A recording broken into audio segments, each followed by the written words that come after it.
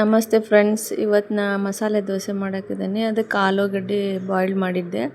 ಅದಕ್ಕೆ 3 ಈರುಳ್ಳಿ, 4 ಮೆಣಸಿನ್ಕಾಯಿ, ಕರಿಬೇವು ಎಲ್ಲ ಒಗ್ಗರಣೆ ಕೊಡಾತೀನಿ.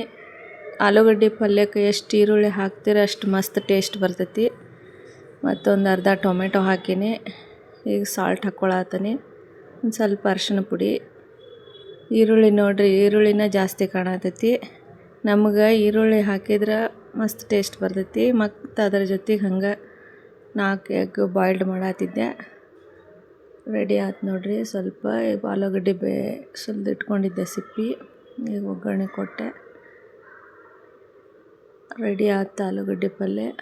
ಹಂಗೆ ಎಗ್ ಬಾಯ್ಲ್ಡ್ ಆಗಾಕತ್ತವು. ಈಗ ನೆಕ್ಸ್ಟ್ ಚಟ್ನಿ ಮಾಡ್ಕೊಳ್ಳೋಣ್ರಿ. ಅರ್ಧ ಬಟ್ಲು ಕೊಬ್ಬರಿ, ಒಂದು 5-6 ಮೆಣಸಿನ್ಕಾಯಿ, ಸ್ವಲ್ಪ ಜಿಂಜರ್ ಗಾರ್ಲಿಕ್ ಪೇಸ್ಟ್, ಮತ್ತು ಹಂಗೆ ಶೇಂಗಾ ಹುರಿದಿಟ್ಕೊಂಡಿದ್ದೆ. ಶೇಂಗಾ ಸ್ವಲ್ಪ ಪುಟಾಣಿ ಹಾಕಬೇಕು, ಸಾಲ್ಟ್ ಮತ್ತು ಜೀರಿಗೆ ಹಾಕೀನಿ. ಕರಿಬೇವು ಸೊಪ್ಪು, ಕೊತ್ತಂಬರಿ ಸೊಪ್ಪು ಇದ್ರೆ ಹಾಕ್ಕೊಳ್ರಿ. ನಮ್ಮದು ಮುಗ್ದಿತ್ತು, ಅದಕ್ಕೆ ಹಾಕಿಲ್ಲ. ಸ್ವಲ್ಪ ನೀರು ಹಾಕಿ ಗ್ರೈಂಡ್ ಮಾಡ್ಕೊಳ್ಳೋದ್ರಿ. ಗ್ರೈಂಡ್ ಮಾಡತ್ತೀನಿ. ರೆಡಿ ಆತ್ರಿ ಚಟ್ನಿ. ಈಗ ದೋಸೆ ಹಿಟ್ಟು ನೋಡ್ರಿ ಎಷ್ಟು ಚಂದ ಉಬ್ಬಿ ಬಂದೈತಿ. ಸಮ್ಮರ್ ಐತಿ, ಕೇಳ್ತೀರಾ? ಮಸ್ತ್ ಉಬ್ಬಿ ಬರ್ತೈತಿ.